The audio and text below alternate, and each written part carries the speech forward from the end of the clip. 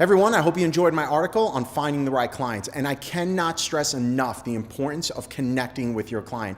You may dismiss an article like this and think to yourselves, no, I know my client, or I'm connected to my client, or everybody's my client, or just think it's about marketing and advertising. But you talk to any major company in the world, they understand they have to define their demographic and then create applicable marketing and advertising to that demographic. Even if you went and looked at a company like a Coca-Cola, right? And you say, well, who's your target demographic?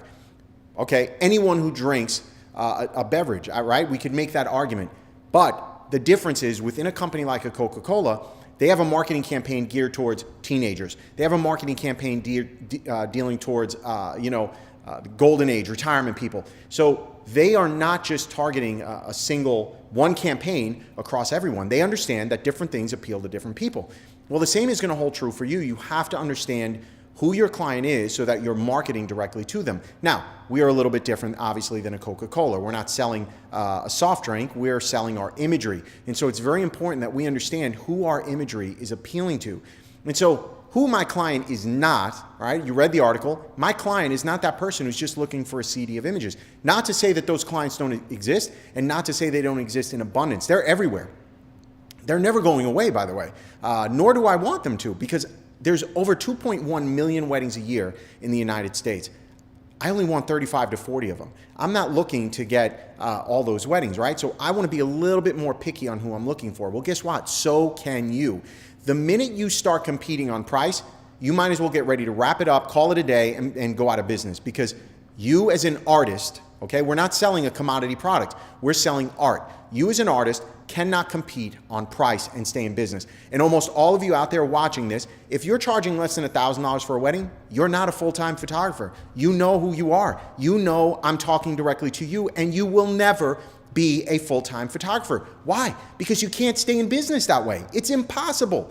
That's why you get all that hatred through all the old grumpies, right? They hate on you. I'm not hating on you. I want you to make a living. I want you to find a way to be successful. And it's not going to be charging $1,000 for a wedding. Let that part of the market graduate. How about this? Graduate from that part of the market. Get away from the newbies, right? And start raising your price slowly but surely. And the minute you raise your price, you create this separation between you and them. And that's the easiest way to explain it. But I know what you're thinking. You're going, hey, I can't book any weddings now, Sal. If I raise my prices, no one's going to book. Guys, there's wedding photographers out there who charge $20,000 a wedding. How are they booking weddings?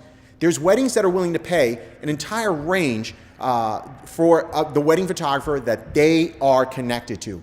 That's the key. So how do you start raising your prices? How do you start connecting to your clients? Is your client a fashionable, trendy young bride? We'll start offering fashionable, young, trendy products.